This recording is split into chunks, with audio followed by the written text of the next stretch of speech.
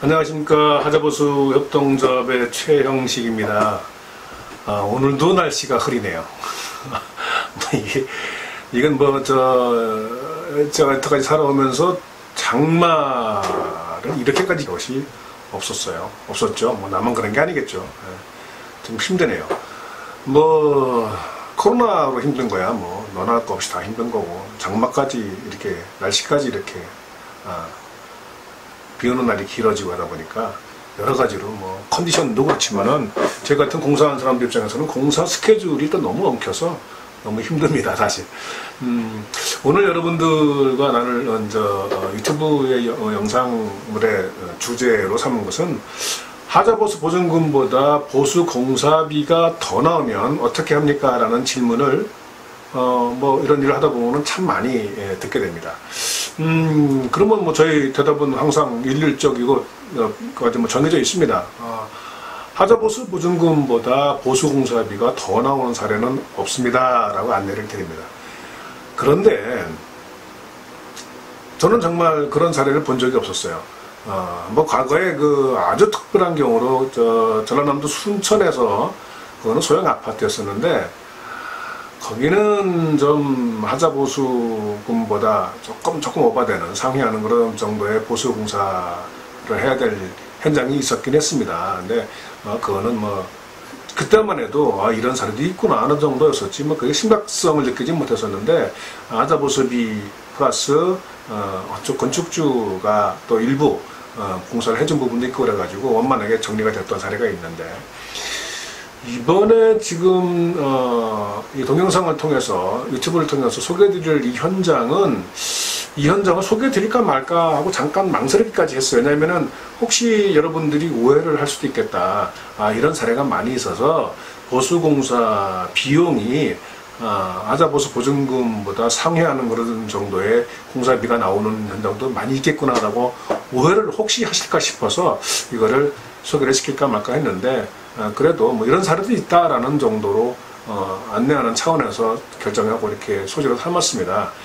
오늘 소개드릴 현장은 경기도 고양시 덕양구죠. 덕양구에 있는 10동짜리 타운하우스 형태의 그런 빌라인데, 공동주택인데, 여기는 좀 특이하게 제가 현장을 눈으로 보면서도 이거 뭐지 싶을 정도로 의아한 그런 하자였었어요. 뭐냐면 겉에 외벽의 마감을 드라이비트 형태의 마감을 했는데, 물론 드라이비트는 가성비가 참 좋습니다. 단열 성능도 좋고, 또 외벽 최종 마감을 어떻게 하냐에 따라서는 상당히 고급스러운 느낌도 나올 수가 있는, 그래서 많이 선호하는 공사 외벽 마감 공정 중에 하나이긴 합니다.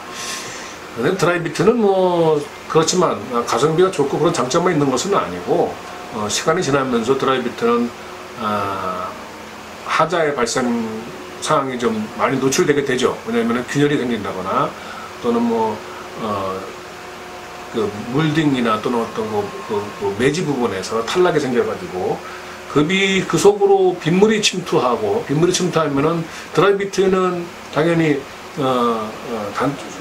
단열재, 스티로폼 종류의 단열재이기 때문에 비를 먹으면 습기를 먹으면 단열 성능이 떨어집니다. 수축이 되고, 그래서 그런 단점이 있는 마감재인 것이죠. 그런데 이 빌라는 이제 지은 지 2년 넘었구나. 1년에서 2년 정도 막 넘어가는 그런 정도의 단계에 있는 건축물인데, 사진을 보여드릴게요. 이렇게 사진이 이렇게 나옵니다. 우선 처음에 뭐지 싶었어요. 뭔가 삐쭉삐쭉 튀어나와 있고, 또 찢어져가지고 꼬맨 것 같은 느낌이 드는 그런 느낌도 있었습니다. 뭔가 하고 자세히 보니까 드라이비트를 설치하기 전에 옹벽을 치면서 프레타이핀이라는 부속물이 있어요. 다시 말해서 유로 폼을 고정시키는, 콘크리트 붓고 콘크리트가 양생되는 과정에서 발생하는 그런 팽창되는 힘을 버티기 위해서 프레타이핀이나 기타 등등의 부속물을 쓰게 되는데, 그 프레타이핀을 제거하지 않고, 그리고 단열재를 부착을 하고, 그리고 그걸 고정시키는 그 기능을 썼나 봅니다. 쓰고서 그 위에다 이제 했는데, 이것이 지금 프라테이핀이 막 노출돼가지고 삐뚤삐뚤 튀어나온 현상인 거죠. 이런 경우는 뭐 보면서도 이게 뭐 이런 경우가 다 있지 할 정도로 황당했어요. 왜냐면 이런 경우는 건축물이 지어지고 뭐 최하 5년 정도 지나가고서 생길 문제들이기 때문에 불과 고작 이제 1년밖에 안 된, 2년 막 1년에서 2년 넘어가는 정도의 그런 정도의 기간밖에 안 된 건축물이 이런 현상이 발생하는 것은 정말 의외였었죠. 그거는 원인은 좀 분석해봐야 될 겁니다.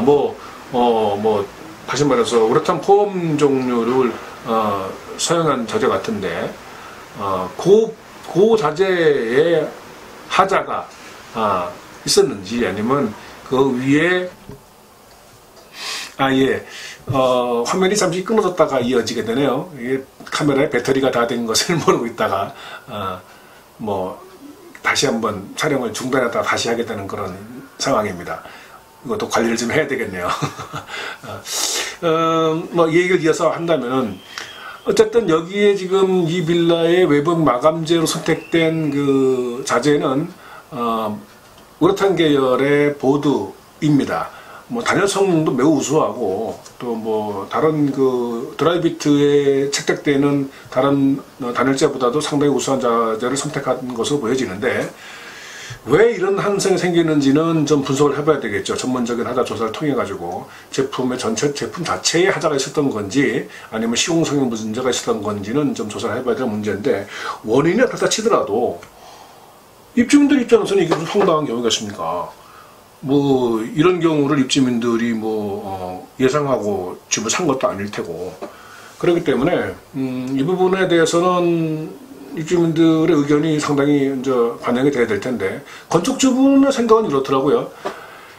10개 동의 하자보수 보증금을 싹 다 찾아가지고 상태가 심각한 6개 동이 좀 심한데 6개 동에 돈을 집중적으로 활용을 하고 나머지 4개 동은 좀 적당히 좀 처리하고 싶다라는 그런 인식이신 것 같은데 그야 건축주님 혼자 생각이시고 입주민들의 의견은 다를 수 있겠죠. 그래서 전체적인 의견을 들어보시라고 권해드리긴 했고 지금 기다리고 있는 중인데 문제는 이렇게 하자보수 보증금보다 보수공사 비용이 더 나오게 되는 환경이 있다면 그때는 어떻게 대처할 것인가에 대한 것이 오늘 동영상의 주제입니다.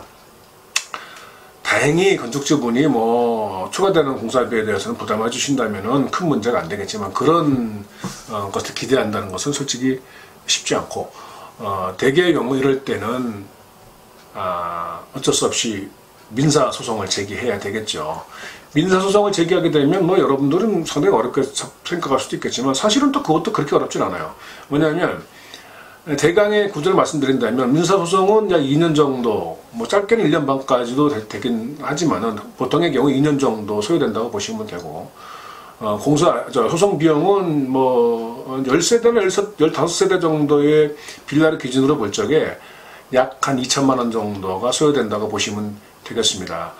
그런데 이제 2천만 원 정도의 하자 소송 비용을 입주민들이 선납을 하고 할 것이냐 아니면 변호사 사무실에서 대납을 하고 나중에 후불 정산을 할 것이냐를 선택하시면 되는데 대개의 경우 후불 정산하는 걸 선택하시죠. 다만 그렇게 되면 변호사 수임료는 좀 높아지게 되겠죠. 입주민들이 선납을 하게 될 때와 변호사 사무실에서 후불 대납하고 후불 정산하는 쪽으로 가는 것과는 약 2배 정도 차이가 나게 됩니다. 판결 금액의 약 15%에서 아니면 후자의 경우는 약 30% 정도 된다는 것으로 보면 되겠죠. 그런 정도의 차이가 있는 거니까 꼭 그 정도는 입주민들께서 선택하시면 되겠습니다. 다시 한번 말씀드리지만 이런 사례는 많지 않습니다. 많지 않은 게 아니라 극히 드문 경우입니다. 이런 사례가 많이 있지 않을까 하는 그런 걱정이 혹시 되신다면은 그런 걱정은 그냥 안 하셔도 된다는 그런 말씀을 드리면서 오늘 방송을 마치겠습니다. 하자보수에 관계된 문제 또는 지금 말씀드린 그런 부분에 염려가 있거나 또는 기타 문의하실 부분이 있다면 저희 하자보수 협동조합으로 문의 전화를 주십시오. 제가 전화를 받습니다. 제가 전화를 받고 상세하게 안내를 드릴 것을 약속드리면서 오늘 방송을 마치겠습니다. 감사합니다.